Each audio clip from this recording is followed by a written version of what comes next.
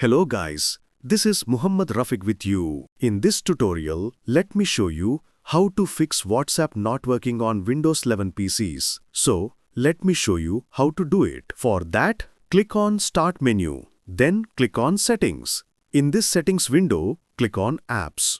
Here, click on Installed Apps. Here, just scroll down and find for WhatsApp. Then click on the three dots on it, then click on Advanced Options. Here, under App Permissions, enable all the options. If it's not help to resolve the issue, then click on Terminate to terminate WhatsApp. This will immediately terminate WhatsApp and its related processes. If it's still not help, click on Repair for repair WhatsApp.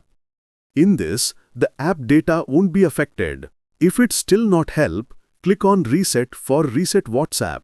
In this, the app's data will be deleted. If it's still not help, try to uninstall and reinstall WhatsApp.